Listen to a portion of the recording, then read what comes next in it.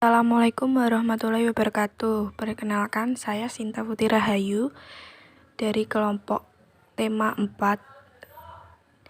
dengan dosen pengampu Bapak Ahmad Syakur dari Prodi Akuntansi Syariah. Saya di sini akan menjelaskan tentang nuzulul Quran. Makna nuzul Al-Quran.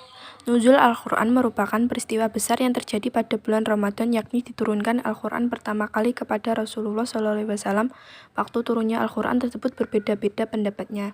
Ada yang menyebutnya di tanggal 17 Ramadan, ada juga yang berpendapat di malam Lailatul Qadar. B. Macam-macam nuzul Al-Quran. Yang pertama, Mana Al-Khaton. Yang kedua, Az-Zarkhani. Yang ketiga, Subhi Salih. Yang keempat, Al-Waqidi. Yang kelima, Ash-Shabuni. C. Tujuan turunnya Al-Quran sebagai petunjuk dan jalan hidup atau huda, sebagai kabar gembira atau busyira, sebagai pemberi peringatan atau nazira, sebagai obat atau syifa. Yang pertama, Al-Huda atau petunjuk. Dalam Al-Quran ada 3 posisi Al-Quran yang fungsinya sebagai petunjuk. Al-Quran menjadi petunjuk bagi manusia secara umum, petunjuk bagi orang yang bertakwa, dan petunjuk bagi orang yang beriman. 2. Al-Busyira atau kabar gembira. Kabar gembira yang dimaksud adalah janji-janji Allah Subhanahu wa Ta'ala bagi manusia untuk memberikan kebaikan hidup di dunia dan di akhirat yang berpuncak pada kehidupan di surga. Hal ini berlaku pada manusia yang mau mendengarkan dan merespon secara positif seruan-seruan dari Allah Subhanahu wa Ta'ala serta menjalankan secara konsisten dan dalam kehidupannya. 3. Al-Nazirah, pemberi peringatan. Pemberi peringatan di sini maksudnya adalah bahwa segala sesuatu yang dikerjakan manusia akan mendapat balasan kelak di akhirat. Oleh sebab itu, Al-Quran memperingatkan bahwa mereka yang berbuat tidak menaati petunjuk Allah maka akan mendapatkan siksanya kelak.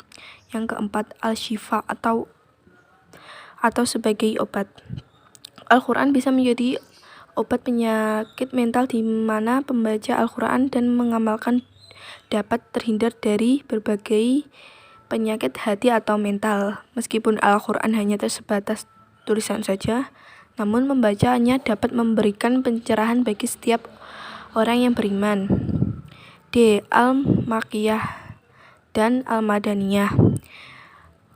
Surat Al-Makkiyah merupakan surat yang diturunkan kepada Nabi Muhammad SAW ketika beliau berada di Makkah dan belum hijrah ke Madinah. Surat dan ayat yang tergolong Makkiyah diturunkan dalam kurun waktu 12 tahun 15 bulan 13 hari. Hitungan ini dimulai sejak 17 Ramadan atau tahun ke-41 dari kelahiran Nabi Muhammad SAW sampai 1 Rabiul Awal tahun ke-54 dari tahun kelahirannya. Total surah Al-Makkiyah ada 86 surah yang terdiri dari 4.780 ayat.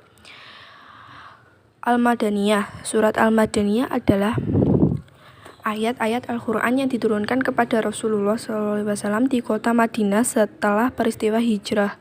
Waktu turunnya ayat suci di kota tersebut yakni selama 9 tahun, 9 bulan, 9 hari.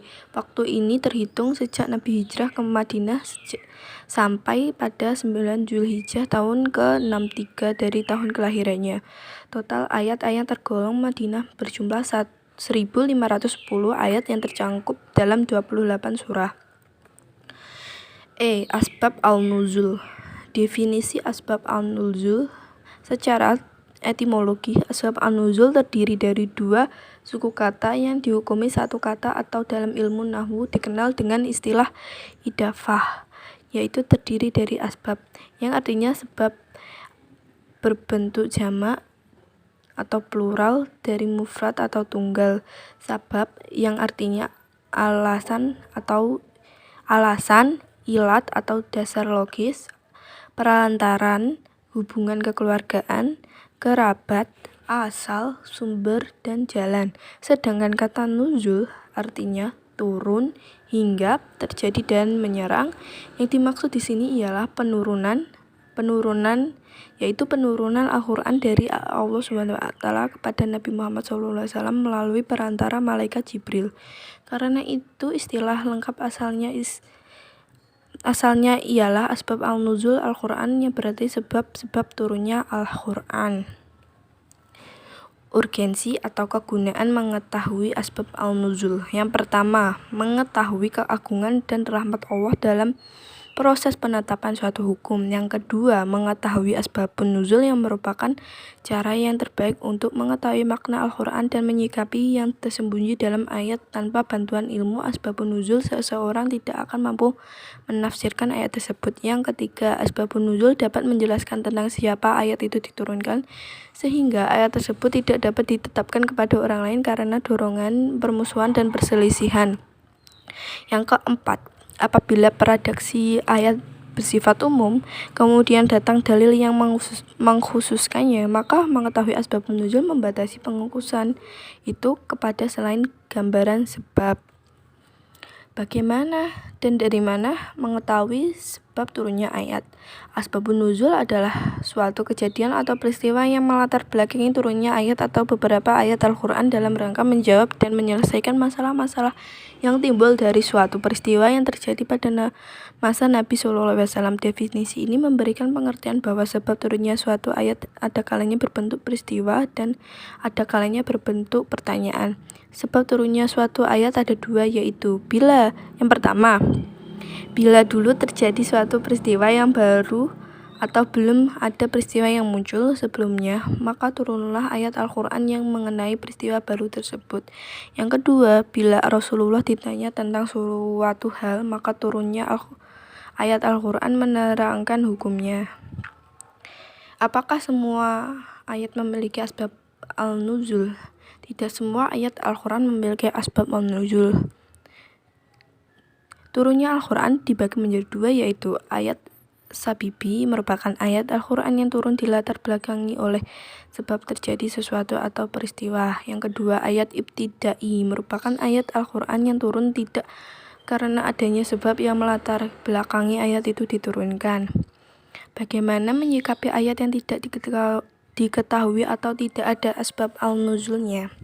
Yang pertama, membantu seseorang dalam memahami kandungan ayat dan menghindari kesulitan yang ada dalam ayat. Yang kedua, memberikan pemahaman yang tepat bahwa hukum yang dibawa oleh ayat itu adalah khusus untuk memberikan penyelesaian peristiwa atau pertanyaan yang menjadi sebab turunnya ayat tersebut.